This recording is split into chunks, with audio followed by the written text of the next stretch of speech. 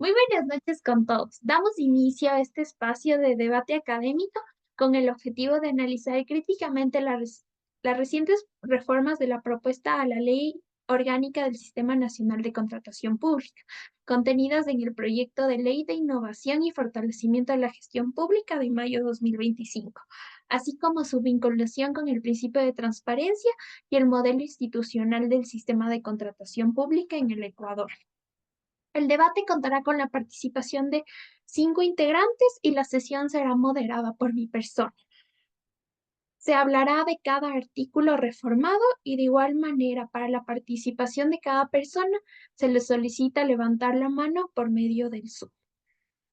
Les agradezco por su atención y les invito a participar y promover análisis fundamentados, constructivos y positivos que ayuden a fortalecer los vacíos posibles para mejorar el actual sistema de contratación pública. Por favor, empezamos con Freddy. Muy buenas noches, compañeras. Em, Voy a hacer un análisis sobre el artículo número 9 de la reforma a la Ley Orgánica Sistema Nacional de Contratación Pública. Este nuevo artículo tiene un objetivo, que el Sistema Nacional de Contratación Pública tenga un enfoque desde la transparencia, la eficiencia, la inclusión de proveedores confiables, la lucha contra el lavado de activo y la delincuencia organizada. Además de eso, el artículo 9 también pretende cambiar de la ley actual, que debe ser más ágil, modernizar, simplificar y adecuar procesos de adquisición que distan necesidades de la política pública y a su ejecución oportuna, incluyendo implementando la investigación, desarrollo y la innovación. Esto se centra en una jurisprudencia que podemos ver en la sentencia número 05017 CEP-CC 2017.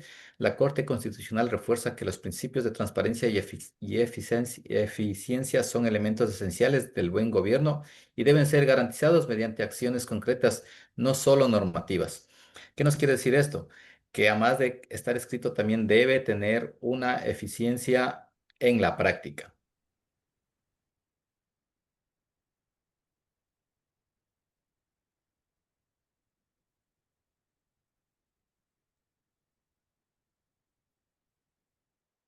Empecemos por favor con Stephanie y después Gina.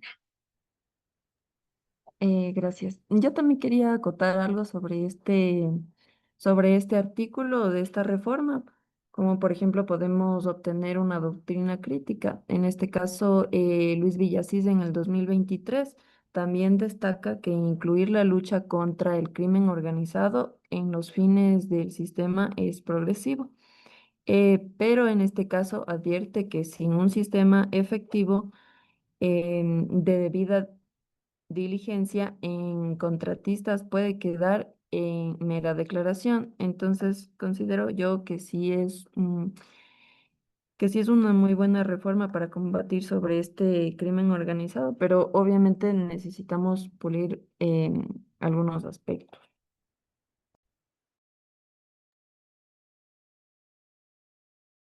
Continúo yo. Bien. Yo hice un contraste con lo que indica la ley vigente. En la ley actual, el artículo 9 establece 11 objetivos claramente definidos, mientras que en el proyecto de ley solo hay 7 numerales. Considero yo que el actual proyecto tiene definiciones más claras, ¿no? Habla de garantizar la transparencia, impulsar la participación social, también incluye objetivos con fuerte carga de inclusión de producción nacional.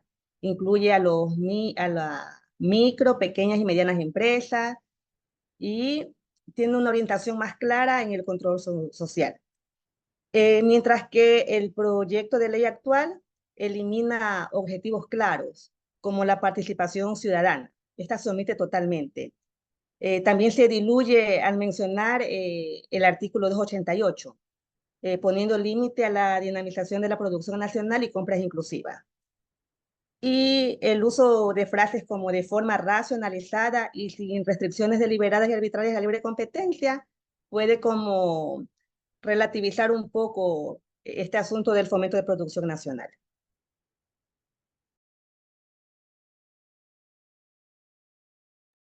Muchas gracias por sus participaciones.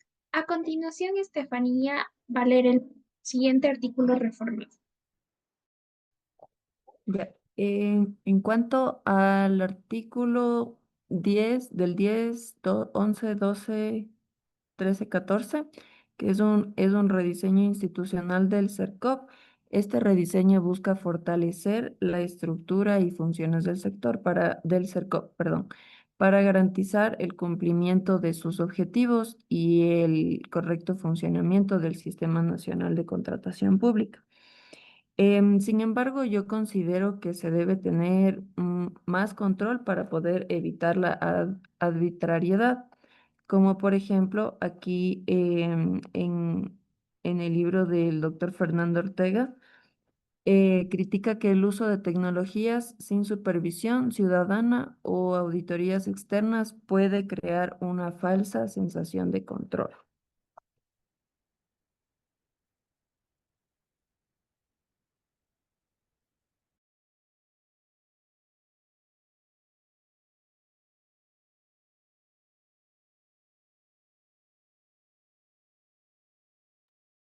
Por favor, Ángela y después Gina.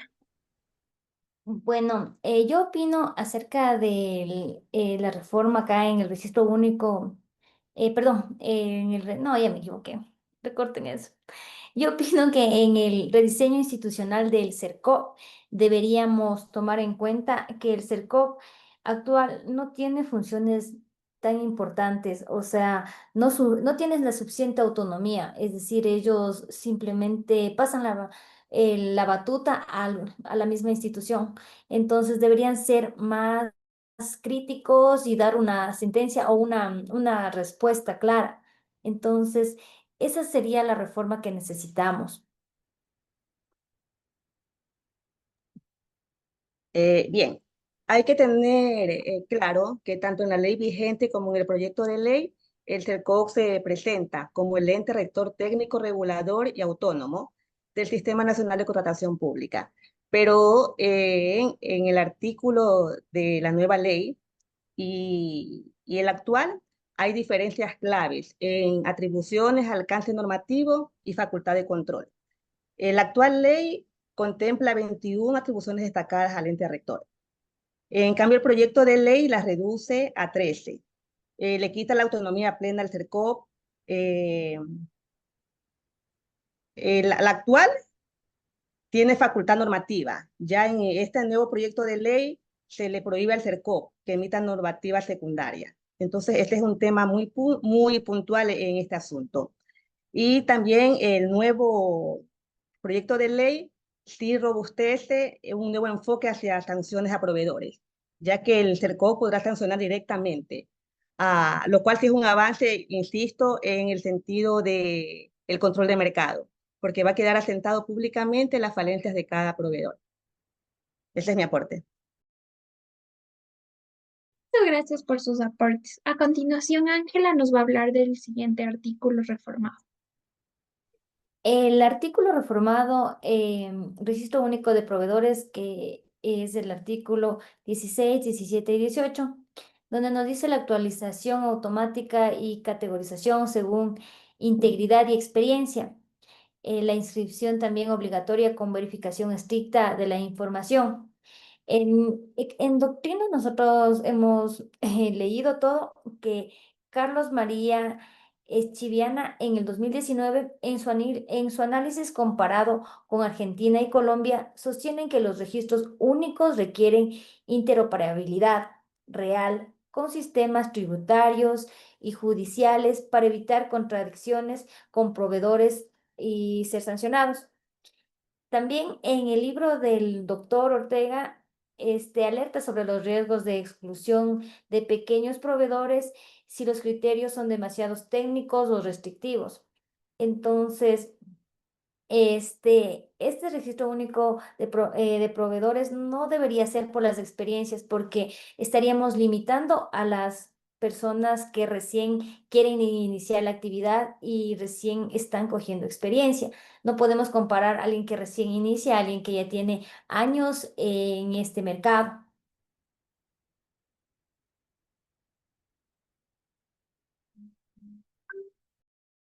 Bueno, en este caso, yo creo que en la reforma de los artículos referentes al registro único de proveedores, como anteriormente, este tenía campos muy limitados. Yo creo que actualmente se deberían interconectar todas las bases para que de esta manera, al momento que el proveedor se registre dentro del portal de compras públicas, ya se tenga toda la información, todos sus registros de acuerdo al RUP, y ahí podremos tener sus actividades económicas detalladas.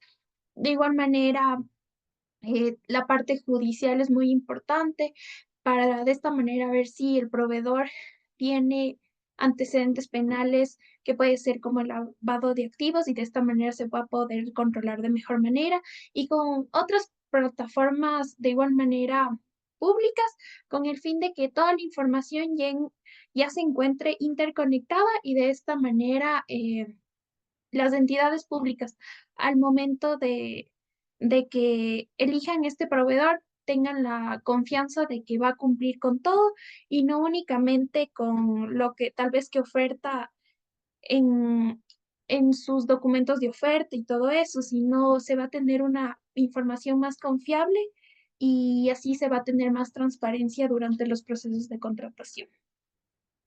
Por favor, Freddy, tu aporte y después Gina. Sí, también debemos tener muy en cuenta lo que dice la sentencia número 006-17 CEP-CC 2017.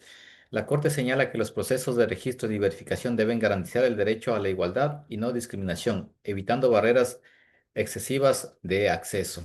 Esto nos quiere decir que cuando vamos a registrarnos en el registro único de proveedores, nos encontramos con varias barreras en cuanto al sistema mismo como tal y a los documentos que debemos presentar. Yo opinaría que dentro de esto nosotros tendremos, o sea, se podría tener solamente con ingresar nuestra cédula, porque se tendrían que interoperativizar todos los sistemas del SRI, del registro de datos, eh, eh, bueno, todos estos instituciones del Estado, para que solamente con la cédula podamos tener ya todos nuestros datos ya en el cercado.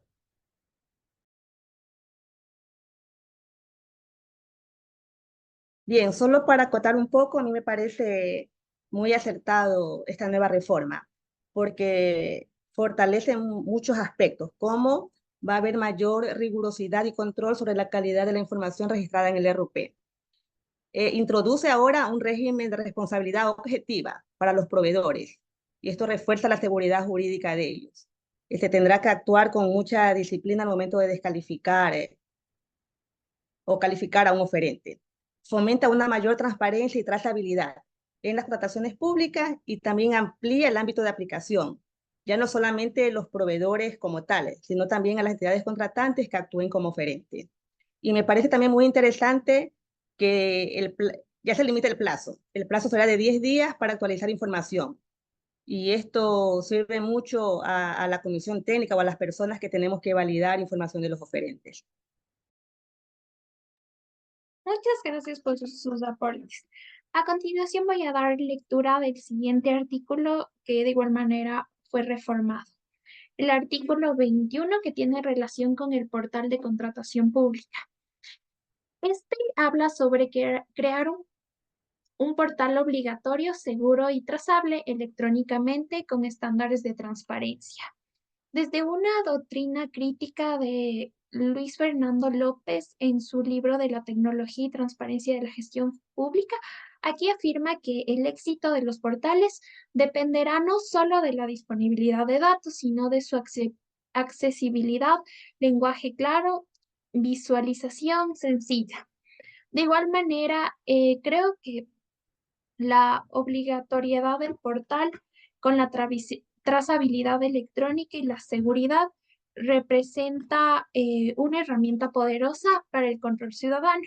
Aún así, su eficacia va a depender siempre de la calidad y la estructura y la legibilidad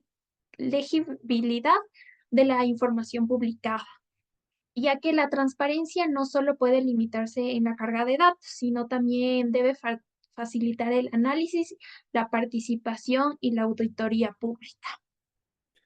El portal de compras públicas en la actualidad se encuentra muy deficiente y no va a la par con la normativa. Hay veces que la normativa cambia de semana en semana y el portal de compras públicas se demora hasta años en implementar.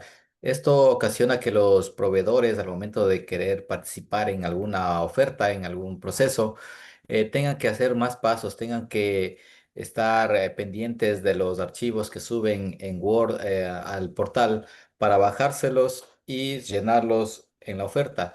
Esto implica a que el proveedor hay veces que no tiene la suficiente experticia para hacer estos trámites en el CERCOV y envía documentos o en formatos desactualizados.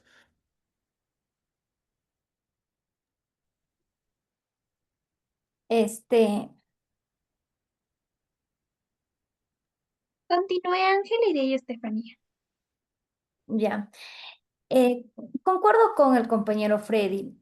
Si bien es cierto, el, el sistema de compras públicas a veces depende del funcionario que nos toque al subir los datos, sube incompleto, no sube, pero también para nosotros hacer un proceso de cualquier compra, puede ser menor cuantía, subasta electrónica, catálogo o una licitación, no suben todos los archivos y nos vamos en cambio al programa de Lusha, que ese es el programa fundamental para nosotros poder presentar nuestra oferta. Pero ese está muchísimo más desactualizado y ese no se actualiza por obra y gracia del Espíritu Santo, sino, o sea, es muy deficiente. Entonces nosotros al crear los formularios, al nosotros querer ver si estamos al día en los formularios, necesitamos irnos a buscar en la biblioteca y a veces nosotros ya saben que por un ítems que no hayamos llenado bien todo es causal de descalificación o nos mandan a convalidar. Entonces, eso sería bueno que esté articulado directamente en la publicación del proceso dentro del sistema de compras públicas. Sí, yo también concuerdo con la opinión de Ángela y de Freddy. O sea, es muy buena reforma, pero también considero que en esto que a veces no se sube la información, los datos completos, y eso sí obstaculiza o atrasa bastante o sea, todo este proceso. Entonces, siento que se debería de pulir un poco más en esta situación, como por ejemplo también aquí nos ayuda bastante tener algunas doctrinas de otras personas, como es en el Fernando Ortega, el doctor Fernando Ortega. Aquí también él critica que el portal actual tiene deficiencias en su arquitectura de datos, lo que obstaculiza el control social. Igual también nos podemos basar en, en la sentencia número 087 de 20. La Corte declaró institucional una norma por falta de mecanismos adecuados de acceso a la información en el portal, destacando que el principio de transparencia exige disponibilidad y comprensión. Entonces, obviamente, normativamente sí podemos hablar de que existe el principio de transparencia, pero ya en la práctica sí van a haber todavía falencias.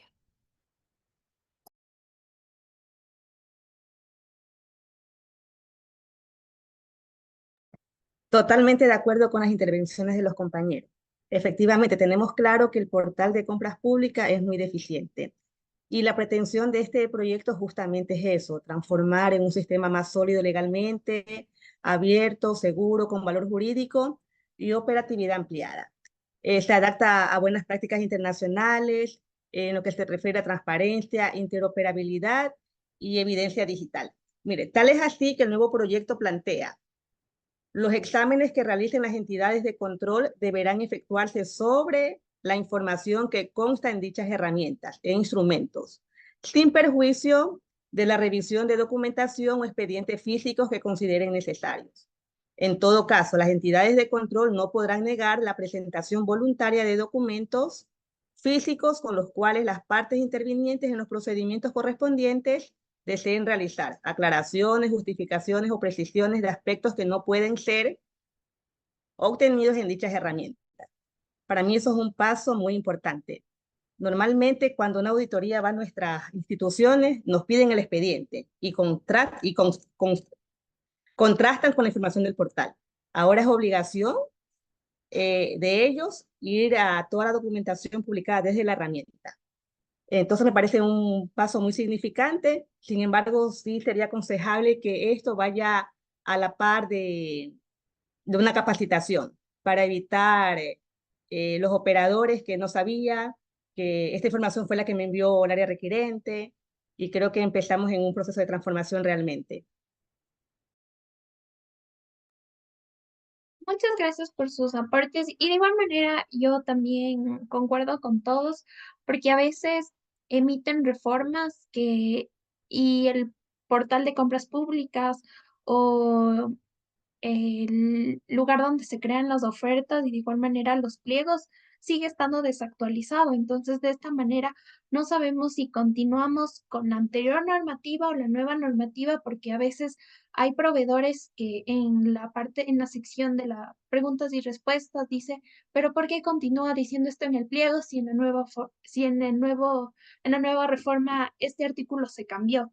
Entonces, de igual manera, crean que las entidades públicas eh, desconfianza por parte de los proveedores, porque a la final han de pensar que las entidades públicas no están actualizadas bajo el nuevo reglamento y continúan basándose en el antiguo reglamento. Entonces, de esta manera existe un desconocimiento y de igual manera no permite que los datos sean accesibles y contragiversa la información con el proveedor y con la entidad pública. Bueno, continuamos con el siguiente artículo reformado. Por favor, Gina. Bien, el artículo 40 de la actual ley se refiere a montos y tipos de contratación de la celebración de contratos de consultoría.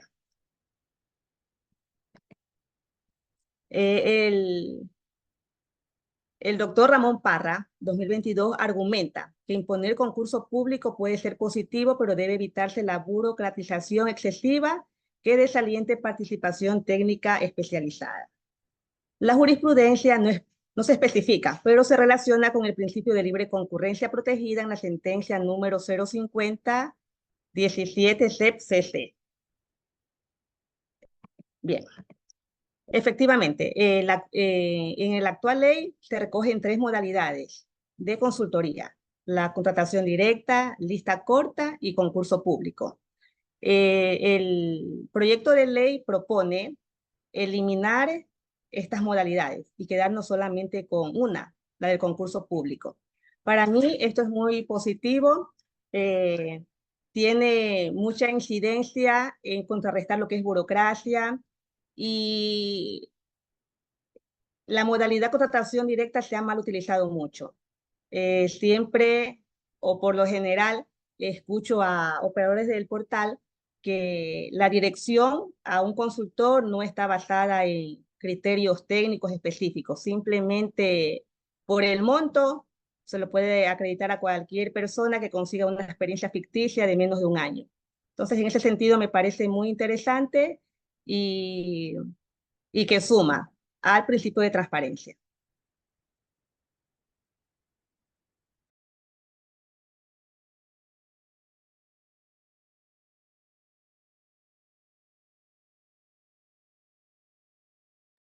Por favor, Freddy. Sí, dentro de esto, como ya lo dijo Gina, en la actual ley tenemos o tres procedimientos para contratar las consultorías, que va desde lista corta, consultoría, la segunda, la tercera, concurso público y la primera que es contratación directa. Algunas personas indican que la contratación directa, por tener un monto muy significativo desde pasado los $70,000, significa a pago de favores en política para hacer pagos que se hicieron compras sin autorización, etcétera. Y entonces tratan de cubrir huecos fiscales o huecos que pagaron algo sin haber tenido un debido proceso. Y esta contratación directa sirve como para poder pagar esto que ya han comprado. una. Ahora, el proyecto de ley lo deja solamente dos tipos de contratación o dos formas. El ínfima cuantía, que sería un monto menor a $7,200 para este año aproximadamente, y el concurso público montos iguales o superiores. Esto permite a que ya no se tenga un valor muy alto como para que la autoridad designe directamente a un consultor. Pues,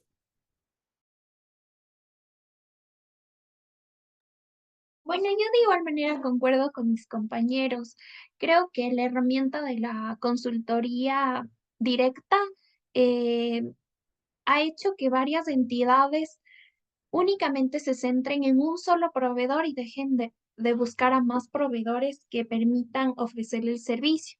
Y de igual manera, siempre trabajan con el mismo proveedor, en este caso, por decir, por la experiencia que tienen, pero a veces casi siempre es el direccionamiento. Entonces, de esta manera, con la reforma, yo creo que sí ha sido súper importante, porque de esta manera se busca más transparencia en este tipo de procesos y así se puede promover de igual manera la participación de nuevos proveedores que traten de ingresar y darles nuevas oportunidades y no solo mantener con la línea de que el mismo proveedor nos va a ofrecer el mismo servicio y a veces, eh, como dicen siempre, hay que buscar prever como decir, el gasto público de cada entidad, o sea, como que tratar de cuidar. Pero de esta manera, si se sigue direccionando los procesos de consultoría, ni siquiera se está cuidando y a veces se escogen en el estudio de mercado ofertas que tienen mayor valor y no las que tienen menor valor y ofrecen el mismo servicio, tienen los mismos lineamientos que se están solicitando. Bueno, continuamos con el siguiente artículo Solamente reforma. para contrastar, compañera, sí es preciso dejar claro que la ley vigente no permite hacer consultorías por el régimen de ínfima cuantía. Este nuevo proyecto ya permite, o sea, nos vamos por concurso público y si el presupuesto referencial es menor a 7.212, podemos ya optar por una consultoría a través de ínfima cuantía. Muchas gracias, Jean. Mil disculpas, no le pensé que todavía continuaba con la mano levantada por error. Por favor, Freddy. muchas gracias. También tenemos el artículo 46, el catálogo electrónico. Esto nos dice el uso obligatorio con posibilidad de ajustes para mejoras precios externos. La reforma al artículo 46 indica que primero se tiene que revisar el catálogo electrónico para posterior realizar cualquier tipo de adquisición, siempre y cuando no se encuentren en catálogo electrónico. Para optimizar la compra, además, el proyecto de ley reformado indica que si es que alguna institución tiene un mejor costo al que está ya en el catálogo electrónico, tenga que, en el término máximo de 10 días, publicarlo y poner, en un término máximo de 10 días, conozca y confirme que la oferta es mejor y autorice por una sola vez la adquisición por fuera del catálogo electrónico. Esto permite a que si el mercado en el lugar donde va a ser la adquisición está más bajo que lo que está dentro del catálogo electrónico en los convenios marcos, autoriza para que esta institución compre el precio más bajo con las mismas características que están en los convenios marco. Además, algo muy importante también que lo que dice aquí el proyecto de ley, las entidades contratantes calificarán al proveedor con relación a la entrega, condiciones de garantías, calidad de los bienes y servicios, costos y bienes, beneficio del bien. Esto debe estar a disposición de las entidades contratantes, la herramienta que se registre dicha información, que servirá de insumos para el análisis de la vigencia del convenio marco. Eso no hay en el marco normativo actual, solamente se enfoca a tener un convenio marco. Muchas de las veces el convenio marco es muy, muy escueto. Hay algunas veces que para compra de algunos insumos, las especificaciones técnicas no se adaptan a la necesidad y porque ya existe en el catálogo electrónico, pues la institución se ve obligada para comprar a través de este procedimiento.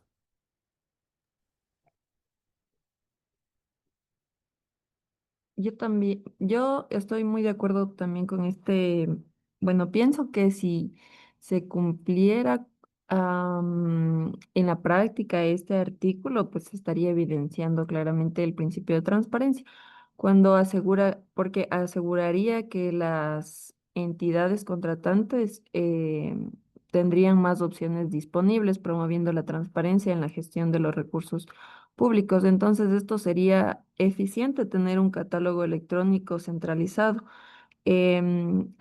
por lo que las entidades van a poder acceder rápidamente a la información sobre bienes y servicios.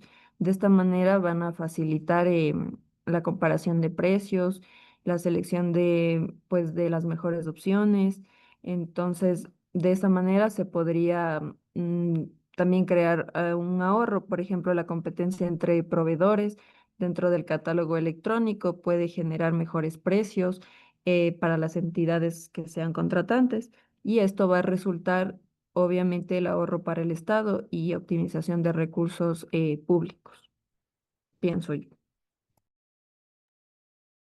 Yo concuerdo con los comentarios de mis compañeros, porque en este caso, con la nueva reforma, como mencionó Freddy, sí se va a poder ya calificar la calidad del producto o servicio que ofrece dentro de catálogo, va a ser fenomenal, porque a veces los proveedores que trabajan dentro de catálogo, a veces porque se pone, como decir, la mejor oferta, envían productos que a la final recuerdo que pasó en la entidad contratante donde trabajaba, se adquirieron borradores y los borradores ni siquiera borraban el lápiz que se escribía y a uno mismo le tocaba comprar y era un desperdicio de bienes porque a la final se pagó por un bien, pero no cumplía con la satisfacción del trabajo que en este caso el bien debía realizar. Y fue un gasto de recursos, porque a la final esos borradores, así se quiere insistir una y otra vez, no van a funcionar. Y por más que sean sencillos en cosas más grandes, como decir, computadores, y de igual manera cosas así, cuando se quiere reclamar la garantía de un computador que está dañado, se demoran demasiado y piensan que porque es de catálogo, a la final tiene que ser de la calidad que cualquiera, pero no, sino debería ser una herramienta que ofrezcan productos de calidad y que eviten gastos innecesarios al Estado. Bueno, a continuación, Estefanía con el siguiente artículo reformado. Ya, también tenemos el artículo 47 que nos habla sobre la subasta inversa electrónica. La subasta inversa electrónica, que está regulada por este artículo de la Ley Orgánica del Sistema Nacional de Contratación Pública, es un procedimiento utilizado por entidades públicas para adquirir bienes y servicios normalizados, usualmente a través de medios electrónicos. Con este tipo de subasta, los proveedores compiten reduciendo sus ofertas de precio, buscando ser seleccionados como el mejor postor, se podría decir. Entonces, aquí podríamos tomar en cuenta el criterio doctrinario de Carmen González en el 2021. Aquí este estudio es sobre Chile y Perú, donde advierte que la subasta inversa puede sacrificar calidad por precio, especialmente en bienes complejos.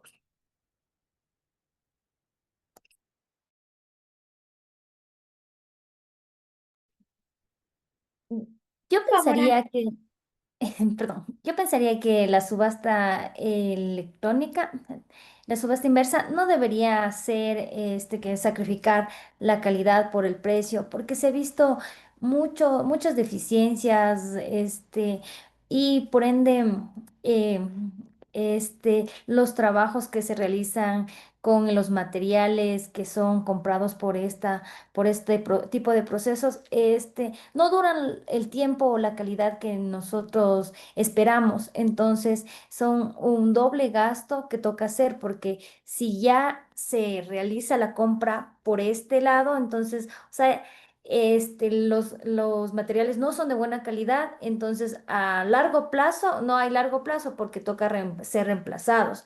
Entonces, esto sí debería ser un poco más regulado. Yo sé que no podemos poner marcas, todo, pero en este caso, lo que la institución espera es materiales, herramientas de buena calidad. Entonces, esto debería ser normado.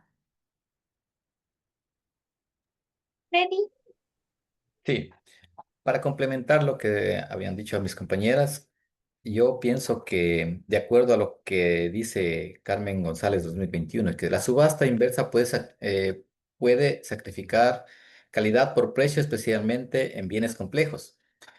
Yo creo que debería añadirse algo más al proyecto de reforma, o no sé si es que en la normativa que se vaya a expedir a este proyecto de reforma venga establecido que las garantías que deban rendir el contratista o el proveedor no solamente sean como en el actual marco normativo que es de la Ley Orgánica del Sistema Nacional de Contratación Pública, que valores de procedimientos a partir de $60.000 en adelante tengan que rendir la garantía de fiel cumplimiento.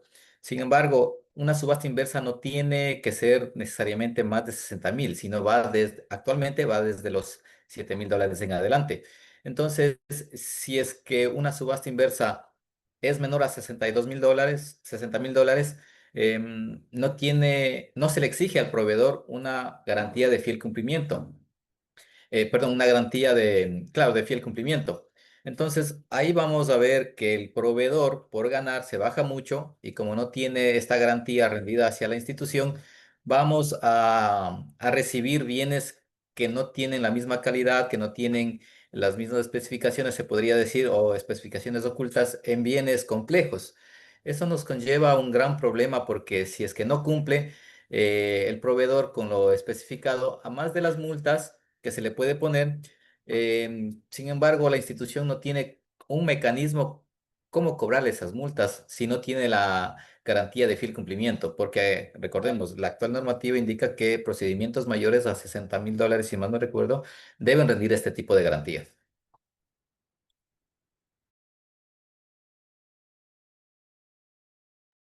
muchas gracias, Freddy. Por favor, a continuación, Ángela, con el siguiente artículo.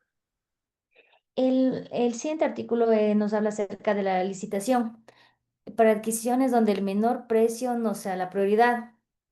Eh, el criterio doctrinal, Ortega Cárdenas nos respalda este enfoque, pero insiste en que debe existir una guía técnica clara sobre cómo ponderar calidad, sostenibilidad y otros factores.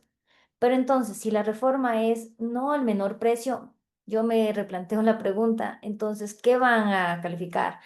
La mejor experiencia, tal vez el mejor tiempo propuesto en el cronograma de actividades, el mejor personal técnico, la mejor marca de material propuesto, porque recordemos que en esto no se puede analizar marcas ni nada, sino tal vez las normas que nosotros requerimos.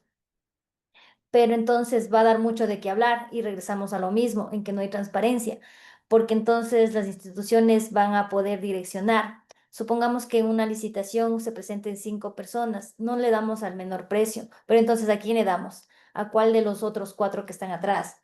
Ahí se van a seguir cobrando favores políticos, pagos por este, amistades, entre otros. Entonces, regresamos igual a que, si bien es cierto, la licitación va a ayudar a muchos proveedores a crecer, porque con esto de poder hacer sociedades, consorcios, SAS, podemos unificar lo que son experiencias y llegar al monto solicitado.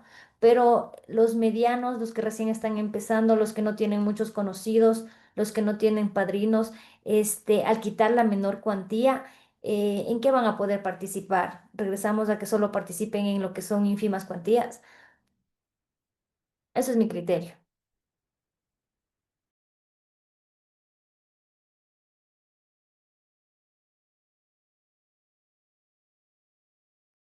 Gina,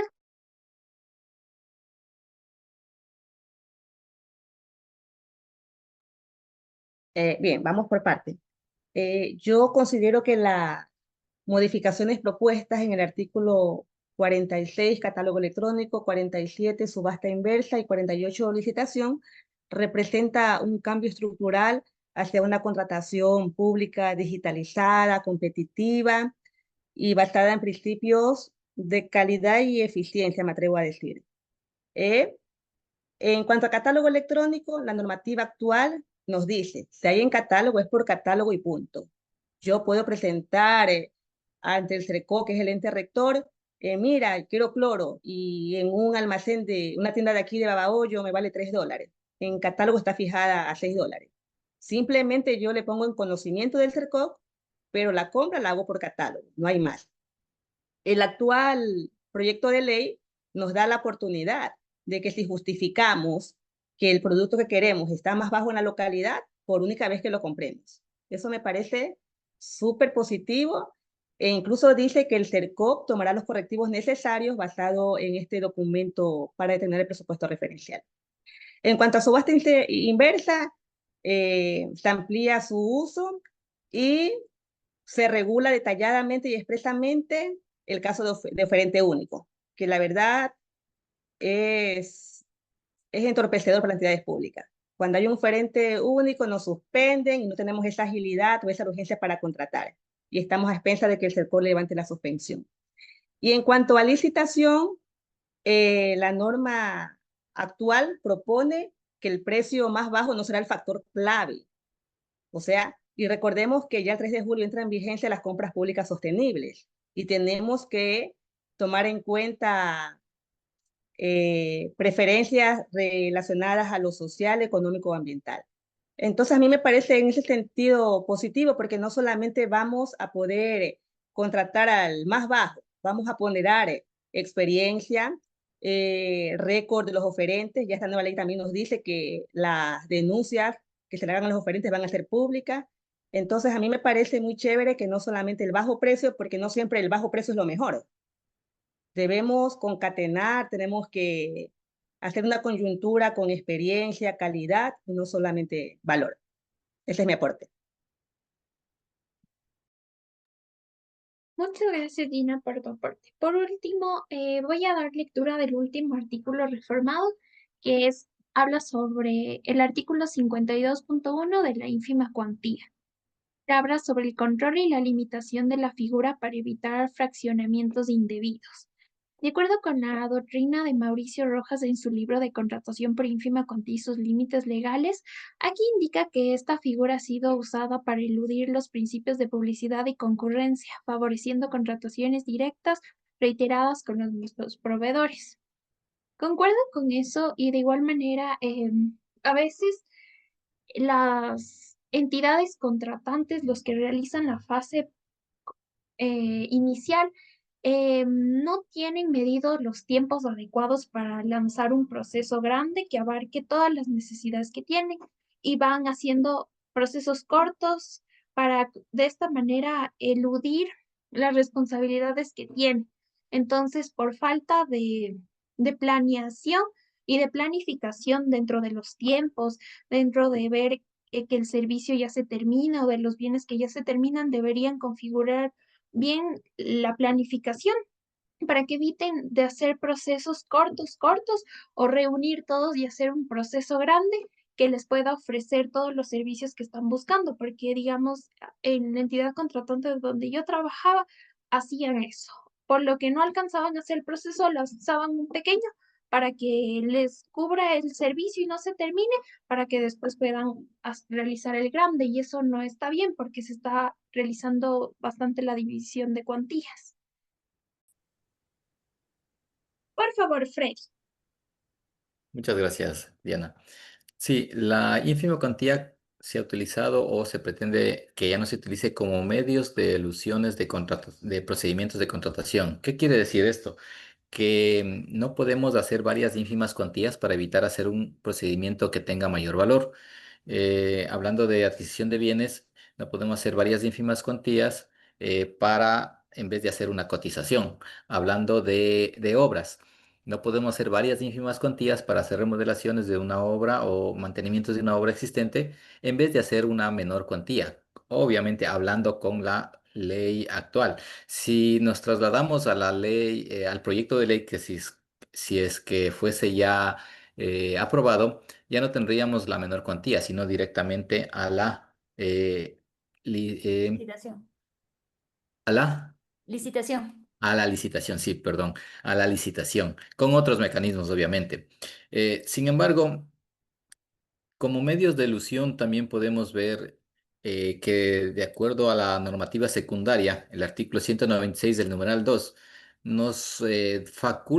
actualmente nos faculta que la adquisición de combustibles en operaciones de la entidad cuyo monto mensual no podrá superar el coeficiente de 0.702 del presupuesto inicial del Estado o $7.000, $7.200 actualmente, más o menos. Entonces, quiere decir que nos deja solamente para combustibles la opción de hacer una ínfima cuantía cada mes, por que no supere obviamente el monto de la ínfima cada mes. Solamente ahí. Sin embargo, en el proyecto de reforma, no sé si es que en el reglamento vaya a decir algo sobre esto o si es que existe la normativa secundaria o ya no, no sé qué pasará. Tendremos que ver luego qué es lo que pasa con el proyecto de ley y la reforma que tendrá que expedirse, perdón, el reglamento que tendrá que expedirse para que la ley surta efecto. Ya. Pues para concluir sobre este debate que hemos tenido, quiero referirme al artículo 6 de este proyecto de reforma. El artículo 6 del proyecto de reforma indica solamente que las definiciones ya no van a ir en la ley de contratación pública como lo es actualmente. Dice que el reglamento general a esta ley contendrá las definiciones que consideren necesarias para el normal flujo y seguridad jurídica en el desarrollo de las contrataciones. Entonces, de acuerdo a la ley actual, nos dan algunas definiciones que no se sabe si es que se mantendrán o tendrán unas nuevas definiciones en el reglamento que se debe expedir. Es por eso que no hemos visto necesario hacer un debate sobre este artículo en particular. Muchas gracias. Bueno, para finalizar, agradezco a todos por su predisposición, sus aportes de conocimientos y experiencias de acuerdo a todas las reformas que se han tomado en cuenta. Eh, Muchas gracias a todos y que tengan una buena noche.